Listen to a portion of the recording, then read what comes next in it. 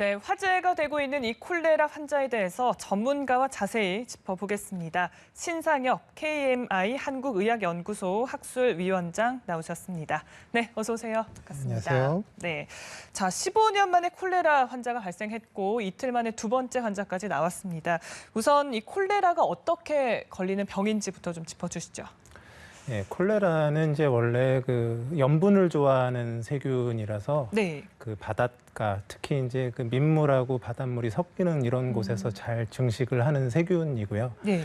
근데 이제 이 콜레라가 후진국병이라고 이제 불리게 된 이유는 사실 이제 바다에서 감염이 돼서가 아니고 그 이제 전 세계적으로 유행하는 지역의 나라에 가게 되면 그 상하수도 처리가 잘 되지 않는 상황에서 환자들이 많은데 그 환자의 분변이 이제 상수도를 오염시키고 그 오염된 상수원을 또 다른 사람이 먹으면서 집단 발생을 하면서 이제 콜레라가 유명해졌거든요. 네. 그런 이제 후진국 같은 경우는 그런 식의 상수원 오염에 의해서 이제 주로 발생을 하게 되고요.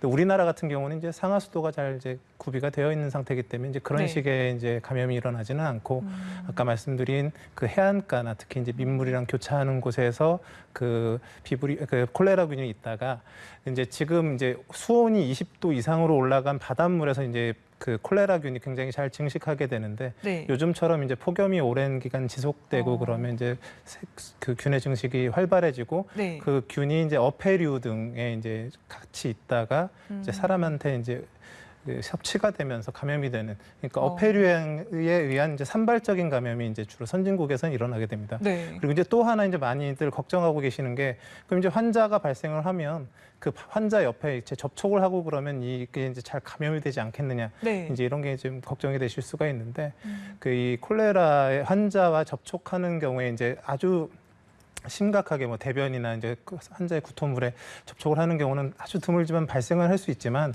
대부분의 경우 사람과 사람 간의 발생은 이제 굉장히 드문 걸로 되어 있고요. 예. 접촉을 하더라도 그 이유가 뭐냐면 이 콜레라균이 이제 감염을 시키기 위한 그 균의 개수가 아무리 이제 뭐 몸 상태가 안 좋고 그런 취약한 사람이라도 1억 개 이상이 되어야 되고요. 네. 건강한 사람 같은 경우는 보통 100억에서 1000억 개의 콜레라균이 그 몸 안에 들어와야 감염을 일으킬 정도로 이제 굉장히 이제 많은 그 균수가 필요한데 일상적으로 옆에 이제 환자 옆에서 그런 많은 균수가 이제 생성될 수가 없기 때문에 주로는 후진국에서는 상하수도 그 물 오염, 그다음에 선진국에서는 주로 해수의 어패류 오염에 의해서 이 감염병이 생기게 됩니다.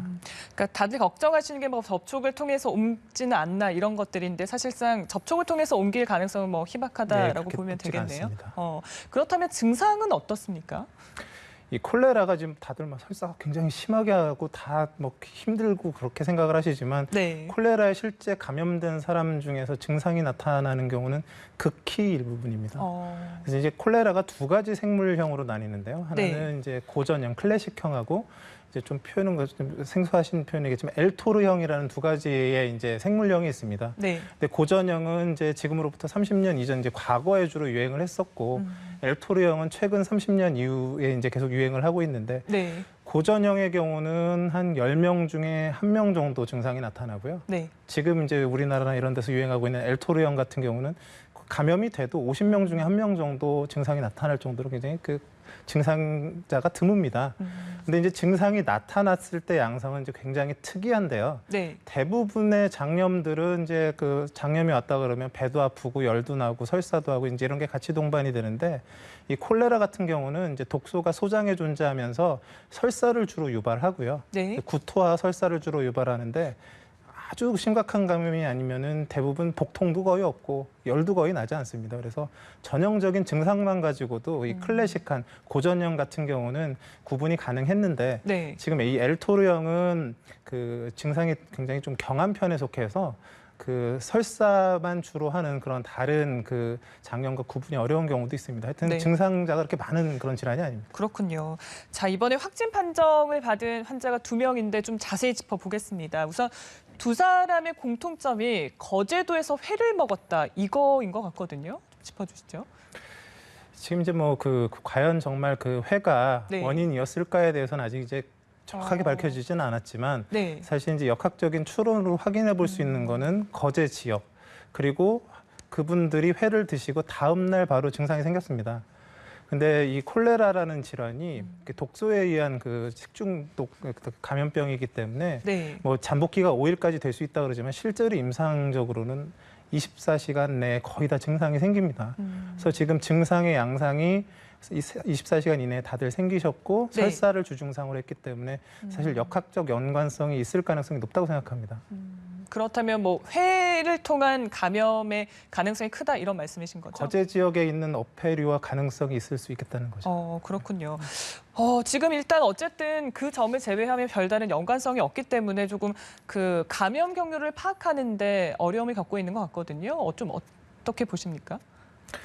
지금 사실은 이제 저희가 15년간 이제 환자가 이제 내부 환자가 저희 국가 내 환자가 없었던 거는 맞는데요. 네. 실제적으로 콜레라균은 이제 여름마다 이제 가서 그 바닷물을 채취해서 그러니까 해수 온도가 20도가 넘어가면서부터는 콜레라균이 이제 증식을 하고 실제로 우리나라에서 균이 계속 나오고 있습니다. 근데 균이 계속 나오고 있는데 그 올해같이 이제 폭염이 오래되고 비도 별로 안 오고 이런 상황에서 이제 어패류가 네. 오염된 상태에서 균 증식이 심하게 되면 제가 아까도 말씀드렸지만 균이 있지만 그게 굉장히 뭐 수억 마리 이상, 수십억 마리 이상이 사람한테 들어왔을 때 그 들어온 사람 중에서도 50명 중에 1명이 증상을 나타내거든요. 네. 그러니까 감염이 됐었더라도 증상이 생겼을 가능성이 지금까지는 굉장히 낮은 거고 그 15년 동안은 그런 환자들이 나타나지 않다가 워낙에 이제 균이 많이 이제 확인이 되다 보니까 많은 사람들이 노출이 됐고 그중에 일부의 한두 분이 이제 증상을 나타내기 시작했다고 보는 게 맞거든요. 네. 그래서 지금의 콜레라는 아마도 그 국내에 이제 해안가에 있는 그런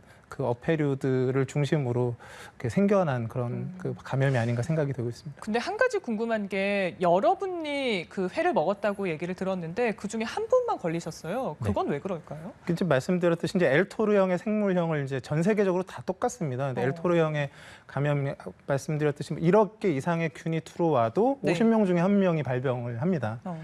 그러니까 실제적으로 드신 분들 중에 콜레라균이 들어왔었던 분들도 있었겠지만 대부분은 증상이 없이 외부로 균 배출 없이 이제 저절로 그냥 내부적으로 균이 소멸했을 가능성이 큰 거고요. 네. 이제 그분 이제 발병한 분 같은 경우는 이제 여러 요인으로 균이 정말 많이 들어왔다든지 아니면 내부의 면역에 좀 문제가 있다든지 해서 네. 발병을 한 그런 경우 네. 가능성이 높은 거죠. 그렇다면 회가 아니라 이 생선을 좀 익혀 먹는다면 그 가능성이 줄어드는 건가요? 이 균에 걸릴 가능성 말씀드립니다. 뭐 이제 콜레라든 뭐 세균성 이질이든 장티푸스든 뭐 이런 일군 법정 전염병 또는 이제 뭐 식중독을 일으키는 다른 장내 세균들 다 마찬가지인데요. 네. 기본적으로는 60도씨 이상 정도의 온도로만 가열해도 다 사멸합니다. 그러니까 이제 60도씨가 어느 정도의 온도냐면 이제 물을 갖다 데우는데 손가락을 넣는데 뜨거워하고 꺼내는 정도가 이제 60도씨인데 그래서 이제 꼭 다 뭐 익혀 먹는 게 가장 좋겠지만 이제 문제가 되는 건 이제 음식을 두고 있다가 재가열을 하지 않고 먹을 때 이제 주로 문제가 생기거든요. 네. 그래서 충분히 가열만 해주게 되면 이런 그 감염병들은 대부분 다 막을 수 있다고 볼 수 있습니다. 네, 알겠습니다. 자, 지금 뭐 감염 경로가 확실하지 않기 때문에 지역 사회로 확산하는 거 아니냐 지금 이런 우려 나오고 있는데요. 위원장님께서는 좀 어떻게 보십니까? 지역 사회로 확산을 하려 그러면 이제 후진국형 발생이 나야 됩니다. 그러니까 이제 상수도 오염이 돼서 그 상수원을 갖다가 이제 그 상수원 안에 균이 굉장히 많이 증식을 하고 네. 그걸 여러 사람이 같이 먹었을 때는 이제 후진국에서 나타나듯이 집단 발생이 되겠지만 우리나라의 상하수도 시스템에서 콜레라균이 무슨 1억 개 이상 살아남기는 건 생각하기 어렵고요. 네. 이제 지금처럼 이제 평년보다 굉장히 더운 날씨가 오래되는 상황에서 이제 균 개체 수가 많아졌을 때 이제 이렇게 산발적으로 주로 발생할 수 있지만 하나 이제 우려는 이제 이런 어패류들이 이제 한 군데 이렇게 모여 있는 상황에서 이제 굉장히 많은 오염이 됐을 때 많은 사람들이 먹으면 이제 좀 더 집단적으로 많은 사람들이 발생을 네. 할 수는 있을 거로 네, 생각합니다. 알겠습니다. 자, 최근에 뭐 콜레라 외에도 C형 감염도 그렇고 학생들 사이에서 식중독도 그렇고요. 이런 감염병이 최근 굉장히 유행하고 있는 것 같은데 원인이 뭐라고 보십니까? 지금 이제 뭐 그 해마다 여름철에 뭐 이제 장염이든 식중독이든 이런 것들은 이제 늘 발생을 하지만 올해는 유독 좀 폭염이 너무 심하고 이런 그런 환경적인 요인이 균의 이제 생존과 증식에 이제 유리한 환경을 조성하면서 네. 보다 좀 심한 양상들이 보여지고 있는 것 같습니다. 그러니까 폭염이나 이런 환경적인 요인을 짚어주셨는데, 근데 오히려 이게 앞서 말씀해주셨지만 후진국형 그 병이잖아요. 그러다 보니까 좀 뭐 그 관리에 있어서 좀 미흡했던 거 아니냐 이런 지적이 나오거든요. 어떻게 보십니까?